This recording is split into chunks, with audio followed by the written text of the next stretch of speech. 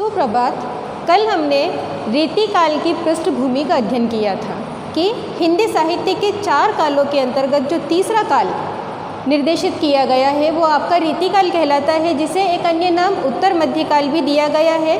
वैसे तो रीतिकाल को अन्य कई नामों से अभिहित किया गया है, जिसका अध्ययन हमने कल किया था।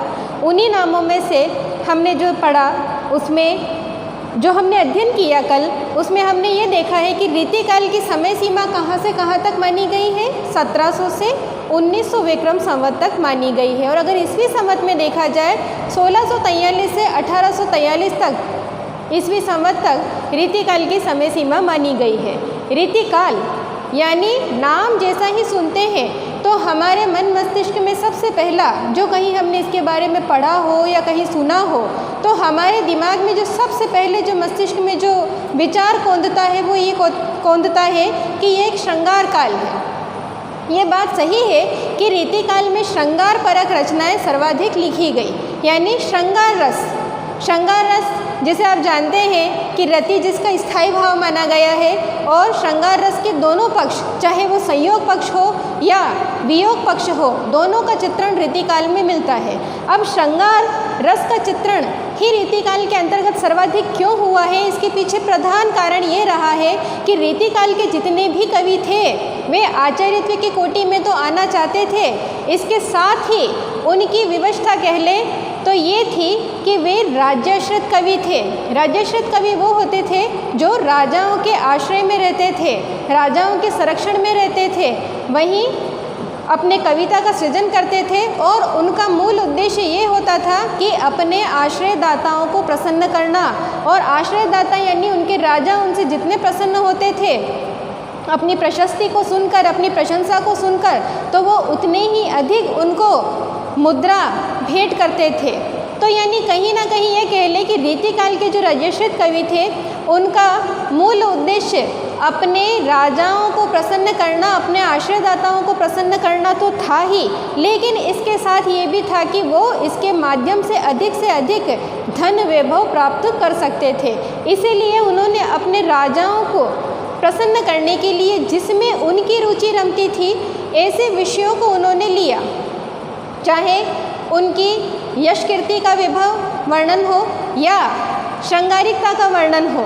इन दो ही विषयों में राजाओं को अत्यधिक रुचि आती थी और इसीलिए इस काल के कवियों ने यानी रीतिकाल के कवियों ने मुख्य रूप से रीतिकाल के अंतर्गत श्रृंगार रस का चित्रण करना अधिक उचित समझा। अब जैसा कि रीतिकाल नाम से ही स्पष्ट हो जाता है कि हमने कल अध्ययन किया था इसका कि मार्ग, पंथ, गति या शैली। अब हमने जो अंतिम जो शब्द लिया था शैली, उसी के आधार पर हमने रीतिकाल को कल समझने का प्रयास किया था कि यानी लिखने की शैली। रीतिकाल में जो सबसे अधिक लिखे गए वो लक्षण या लक्ष्य ग्रंथ लिखे गए। लक्षण और लक्ष्य ग्रंथ इसीलिए लिखे गए क्योंकि जो रीतिकाल में जो परंपरा चली है ये भारतीय काव्यशास्त्र की परंपरा है। संस्कृत काव्यशास्त्र में इसका प्रारंभ पूर्व में हो चुका था। संस्कृत काव्यशास्त्र में रीति के यानी कि काव्यशास्त्र के 6 प्रधान संप्रदाय माने गए थे। वो संप्रदाय थे रस संप्रदाय, अलंकार संप्रदाय, रीति संप्रदाय, ध्वनि संप्रदाय, वक्रोक्ति संप्रदाय और औचित्य संप्रदाय। इन संप्रदायों के 6 प्रधान प्रवर्तक थे और उसमें अन्य कवि भी सम्मिलित थे। इन्हीं संप्रदायों को आधार मानकर जब रीतिकाल में यानी कि भारतीय या हिंदी भाषा में जब देखा गया कि काव्यशास्त्र का प्रवर्तन करने का जब सोचा कवियों ने, आचार्यत्व की पदवी प्राप्त करने की विचारधारा उनके मन मस्तिष्क में कौंधी, तो उन्होंने क्या किया कि संस्कृत काव्यशास्त्र के आचार्यों की जो प्रसिद्ध जो उनके द्वारा लिखित ग्रंथ थे उन ग्रंथों को उन्होंने आधार बनाया। अपितु आधार ही नहीं, उन्होंने क्या किया कि उन ग्रंथों को हूबहू हिंदी भाषा में यानी अपनी जो मूल भाषा थी, रीतिकाल की मूल भाषा रही है ब्रज भाषा, और उस ब्रज भाषा में क्या किया, उन्होंने उस ग्रंथ को अनुवादित कर दिया। इसीलिए कहा जाता है कि रीतिकाल में क्या किया गया, लक्षण या लक्ष्य ग्रंथों का निर्माण किया गया। अब लक्षण ग्रंथ किसे कहते हैं? लक्षण ग्रंथ वो होते हैं कि जो काव्य के लक्षणों को प्रकट करते हैं। काव्य के लक्षण कैसे, यानी कि काव्य किस मूल काव्यांग पर आधारित है, रस पर आधारित है, छंद पर आधारित है, अलंकार पर आधारित है, काव्य शास्त्र के किस भाग पर आधारित है, उस भाग को आधार मानकर जो काव्य सृजन किया गया वो रीतिकाल में आचार्यत्व के प्राप्त करने वाले जितने भी कवि रहे हैं उनका मूल या कह सके कि उनका झुकाव उन्हीं विषयों की ओर सर्वाधिक रहा। वे आचार्यत्व की कोटि में आना चाहते थे, यानी कि श्रेणी में आना चाहते थे, आचार्यत्व की पदवी प्राप्त करना चाहते थे। इसीलिए उन कवियों ने क्या किया कि उन कवियों ने संस्कृत काव्य शास्त्र के ग्रंथों को आधार बनाया और संस्कृत भाषा के उन ग्रंथों का अपनी ब्रज भाषा में अनुवाद प्रस्तुत किया और उसके बाद में एक अपनी तरफ से कविता उसमें अन्यथा सम्मिलित की और उसके लक्षण और उदाहरण प्रस्तुत किए, जिससे कि उस बात को वो, उस तर्क को वो स्पष्ट या पुष्ट रूप दे सके, उसे मजबूत बता सके, सुदृढ़ बता सके कि उस संस्कृत आचार्य को ही मात्र इसका ज्ञान नहीं था, अन्यथा मुझे भी ज्ञान है। अगर आप भामह के ग्रंथ को अगर आप लें तो भामह के संप्रदाय के कवि थे। भामह जैसे भरत मुनि रस संप्रदाय के थे, उसी प्रकार से भामह अलंकार के कवि थे। अगर अलंकार पर एक उदाहरण के रूप में हम समझने का प्रयास करते हैं कि अगर अलंकार पर भामह के काव्य अलंकार के ग्रंथ जो था उनका प्रसिद्ध ग्रंथ, उस आधार पर अगर किसी रीतिकालीन यानी हिंदी काव्य शास्त्र के किसी कवि ने रचना लिखने का प्रयास किया तो उसका अनुवाद तो हूबहू किया, लेकिन उसके साथ में कुछ अपनी तरफ से उसके लक्षण और अलंकारों के उदाहरण भी प्रस्तुत किए, जिससे कि पढ़ने वाले पाठकों को ये बात ज्ञात हो जाए कि हमारे सामने रीतिकाल का यानी हमारे काल का जो कवि है वो भामह के काव्य अलंकार का अनुवाद तो कर रहा है, लेकिन साथ ही साथ अपना ज्ञान भी अलंकारों के प्रति प्रदर्शित कर रहा है और उसे भी बड़ा और श्रेष्ठ आचार्य कवि माना जाना चाहिए। तो आज हम रीति काव्य का हम वर्गीकरण पढ़ेंगे, यानी रीतिकाल जो 1700 से 1900 तक की विक्रम संवत की अवधि का जो काल माना गया है, उस रीतिकाल का जो उसकी मुख्य काव्य धारा रही है वो काव्य धाराएँ 3 वर्गों में विभक्त की गई है हिंदी साहित्य के अंतर्गत। वो 3 काव्य धाराएँ कौन कौन सी है? वो 3 काव्य धाराएँ रही है रीतिबद्ध काव्य धारा, रीति सिद्ध काव्य धारा और रीति मुक्त काव्य धारा। इन 3 काव्य धाराओं के आधार पर संपूर्ण रीति काव्य को, रीति काल के अंदर जितने भी कवि रहे हैं, जितने भी आचार्य रहे हैं, जिन्होंने अपने काव्य का सृजन किया है, ग्रंथों का निर्माण किया है, उनके काव्य को 3 प्रधान धाराओं में बांट दिया गया। सबसे पहले जो आपका जो वर्ग आता है काव्य धारा के अंतर्गत रीतिकाल का जो वर्गीकरण हम प्रस्तुत करते हैं, उसमें पहला वर्ग आता है रीतिबद्ध काव्य धारा। सबसे पहले नाम को संधि करके यानी रीतिबद्ध, इस नाम को हम संधि करके, शब्द को संधि करके हम देखेंगे रीति संधि बद्ध। बद्ध यानी बंधना या आबद्ध होना, उसमें जुड़ा होना। रीति यानी रीति की परिपाटी पर चलकर।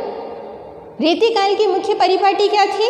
रीतिकाल की मुख्य परिपाटी थी संस्कृत ग्रंथों का अनुवाद प्रस्तुत करना और अपने द्वारा लक्षण और उदाहरण प्रस्तुत करना। रस, छंद, अलंकार, इनके आधार पर वो क्या करते थे? नायक नायिका भेद, इन मुख्य बिंदुओं के आधार पर वो उस काव्य ग्रंथ का क्या करते थे? अनुवाद प्रस्तुत करते थे और अपनी तरफ से काव्य में लक्षण और उदाहरण प्रस्तुत करते थे, जिससे उनका ग्रंथ भी प्रामाणिक या मौलिक माना जाए, लेकिन वो अनुवादित ग्रंथ ही कहलाए हैं। तो रीतिबद्ध यानी रीति की जो बंधी बंधाई परिपाटी पर चले, इन्होंने नया या नवीन कुछ भी नहीं किया। जो काव्य शास्त्र में संस्कृत काव्य शास्त्र की जो परंपरा थी, उसी परंपरा का निर्वाह किया है इस वर्ग के कवियों ने। और जो जिस प्रकार के संस्कृत काव्य शास्त्र के आचार्य कवि जो अपने कवि कर्म को प्रस्तुत कर रहे थे संस्कृत काव्य शास्त्र के अंतर्गत, उन्हीं ग्रंथों को इन्होंने लिया, उसका अनुवाद किया और अपनी तरफ से कुछ संक्षिप्त या क्षणिक उसमें लक्षण और उदाहरण प्रस्तुत किए, जिससे कि इस बात को वे सिद्ध कर सके कि उन्हें भी अगर रस की चर्चा कर रहे हैं तो रस के बारे में उन्हें जानकारी है, अलंकार की अगर बात कर रहे हैं तो अलंकारों की उन्हें जानकारी है, और जितना कि संस्कृत काव्य शास्त्र का आचार्य नहीं बता सका, उससे 2 गुनी बात अत्यधिक मैं अधिक बता रहा हूँ। अपनी बात को पुष्ट रूप से प्रस्तुत करना, इनका प्रधान उद्देश्य था। किस काव्यधारा में? रीतिबद्ध काव्यधारा में। अगर रीतिबद्ध काव्यधारा की अगर हम बात करें तो उसके प्रवर्तक आते हैं केशवदास।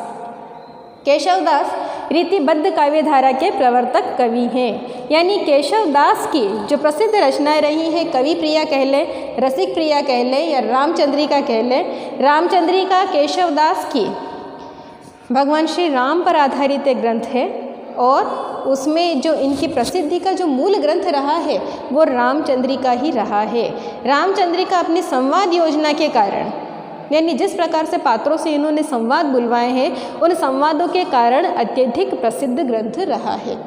कवि प्रिया और रसिक प्रिया इनका भारतीय काव्यशास्त्र पर आधारित ग्रंथ है, यानी जिसमें छंद और अलंकारों की, रस और अलंकारों की चर्चा की गई है। ऐसे ग्रंथ इन्होंने अपने जीवन काल में लिखे हैं। इसके बाद में प्रधान प्रवृत्ति की बात करें तो प्रधान प्रवृत्ति, जैसे कि मैंने अभी भी आपको पूर्व में बताया है कि रीतिबद्ध यानी रीति की बंधी बंधाई परिपाटी पर चलने वाले, नवीन इन्होंने नया कुछ भी नहीं किया।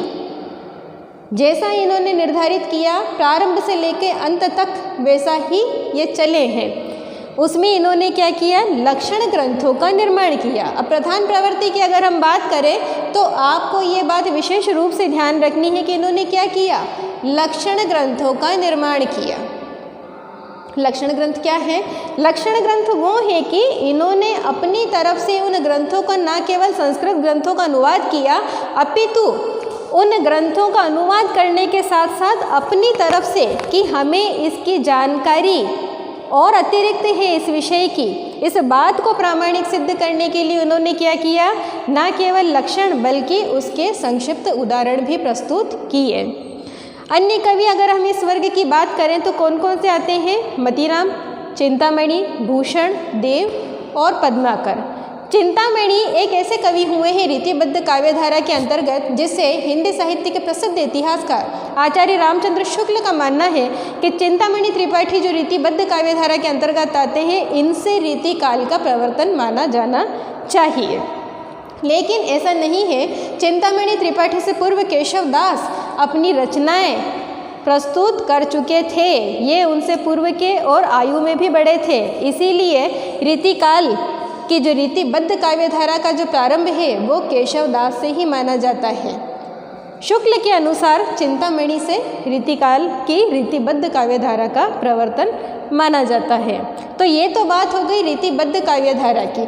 मूल प्रवृत्ति के आधार पर आपको रीतिबद्ध काव्यधारा को परिभाषित करना चाहिए और आपको सदैव स्मरण रखना चाहिए कि इस काव्यधारा में क्या किया गया? बंधी बंधाई रीति की परिपाटी पर चले, लक्षण ग्रंथों का निर्माण किया, संस्कृत काव्यशास्त्र के ग्रंथों का अनुवाद प्रस्तुत किया और अपनी बात को मजबूत रूप से बताने के लिए कि हमें भी इसका ज्ञान है, तो उन्होंने क्या किया? उसके लक्षण और उदाहरण अन्य और अपनी भाषा में प्रस्तुत किए। क्योंकि इस वर्ग के कवियों का प्रधान उद्देश्य क्या था? अपने राजाओं को प्रसन्न करने के अतिरिक्त सामान्य जनता के बीच में या रसिक वर्ग के बीच में क्या चाहते थे? ये आचार्यत्व की पदवी पाना चाहते थे कि हम मात्र कवि नहीं हैं, हमें इस विषय में हम निष्णात हैं, हमें कोई हरा नहीं सकता, इसीलिए हम क्या हैं? हम आचार्य हैं। हमें कवि ना कहा जाए, हमें आचार्य कहा जाए। तो यानी रीतिबद्ध काव्यधारा को हमने समझा है और आपको इसी विशेषता को मूल रूप से ध्यान रखना है कि प्रधान प्रवर्तक केशवदास, कवि प्रिया, रसिक प्रिया, रामचंद्रिका उनकी प्रसिद्ध रचनाएं रही हैं, जिसमें भी रामचंद्रिका उनकी विशेष रूप से बहुत प्रसिद्ध रचना रही है, जिसका हम पाठ्यक्रम के अंतर्गत प्रथम इकाई में अध्ययन करेंगे। प्रधान प्रवृत्ति, लक्षण ग्रंथों का निर्माण।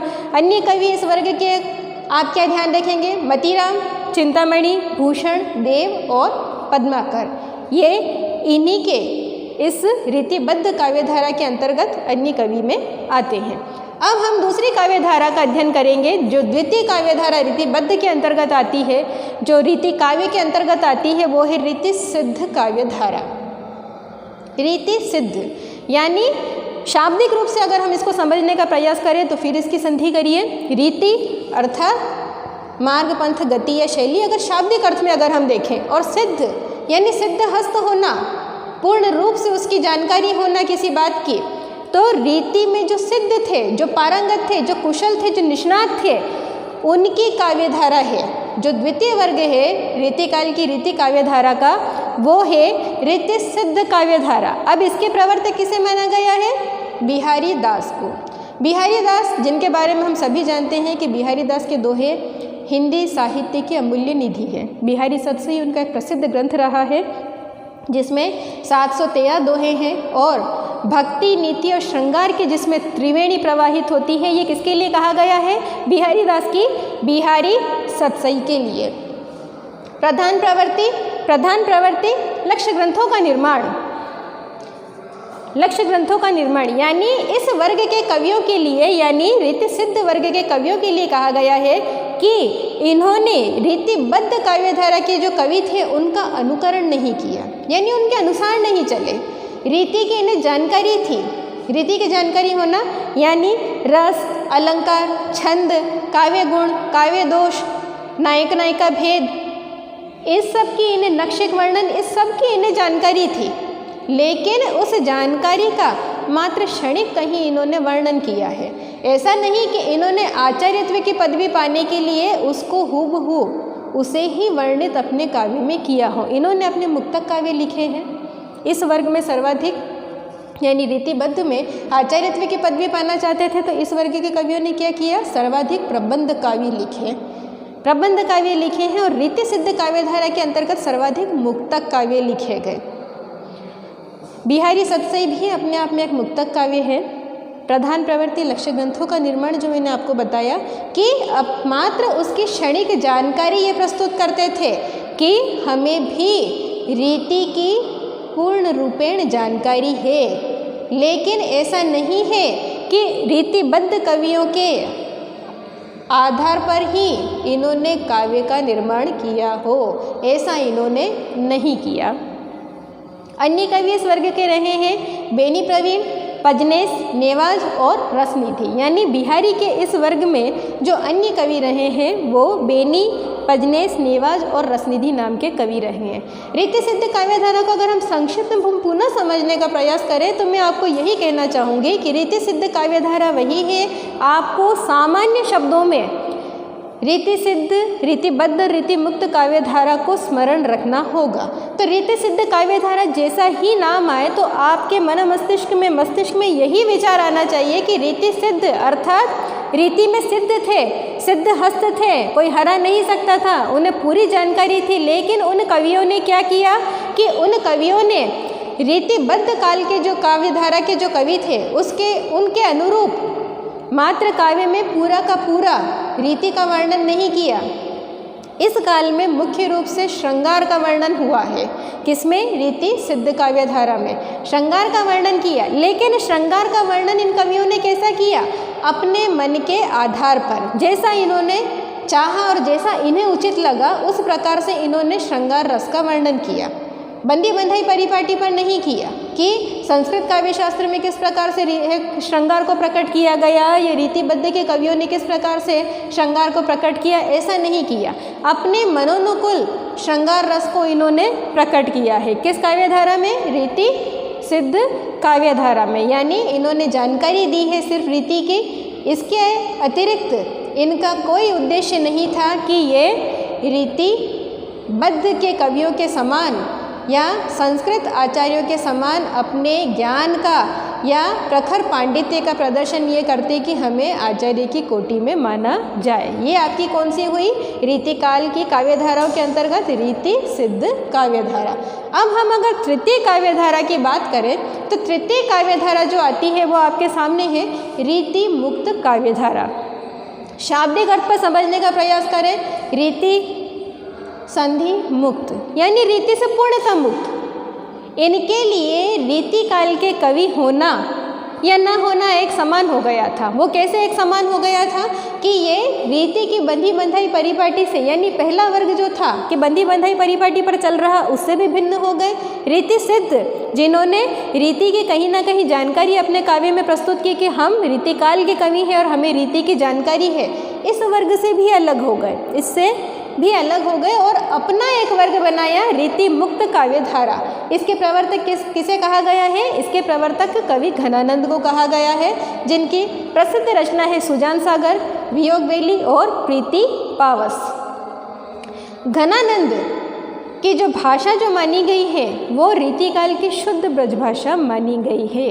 आचार्य रामचंद्र शुक्ल के अनुसार घनानंद ने जैसा ब्रजभाषा का शुद्ध परिष्कृत रूप प्रस्तुत किया वैसा रीतिकाल का अन्य कोई कवि नहीं कर सका। अब जब घनानंद के विषय की बात आती है तो घनानंद के विषय में ये सभी जानते हैं कि घनानंद ने स्वयं अपने जीवन में प्रेम किया था और उस प्रेम में उन्हें क्या हुआ था?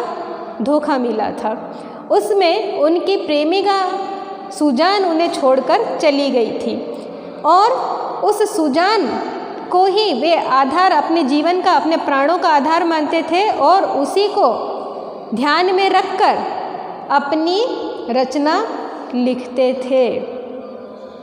हाँ, ये बात अलग है कि घनानंद के काव्य को जब हम उसका अध्ययन करते हैं तो सुजान शब्द जो उन्होंने प्रयुक्त किया है वो सुजान कहीं पर उनकी प्रेमिका के लिए है, लौकिक रूप में है, और कहीं कहीं अलौकिक रूप में भगवान कृष्ण के लिए प्रयुक्त हुआ है, लेकिन मूल रूप से उनकी प्रेमिका सुजान को ही वह प्रेरित करते हुए या उसको प्रदर्शित करते हुए वे चर्चा अपने काव्य में करते हैं। तो घनानंद का जो काव्य है वो किस प्रकार का काव्य है? घनानंद ने, जहाँ मैं रीति सिद्ध में आपको कह रही थी कि बिहारी दास ने जो लिया, यानी कि इस वर्ग के कवियों ने जो लिया वो श्रृंगार का वर्णन लिया, लेकिन रीति मुक्त के कवियों ने क्या किया? रीति मुक्त के कवियों का मानना है कि प्रेम का जो वास्तविक रूप, जो शुद्ध और सात्विक रूप प्रकट होता है वो किस प्रकार का? एक निष्ठ प्रेम कहाँ प्रकट होता है? आपका वियोग में प्रकट होता है। रीति मुक्त कवियों का मानना है कि प्रेम अगर आपको देखना है तो संयोग के पक्षों में नहीं, वियोग के पक्षों में आपको प्रेम का श्रेष्ठ और उत्तम यानी औदात्य से परिपूर्ण रूप आपको किसमें दिखाई देगा? वियोग में दिखाई देगा।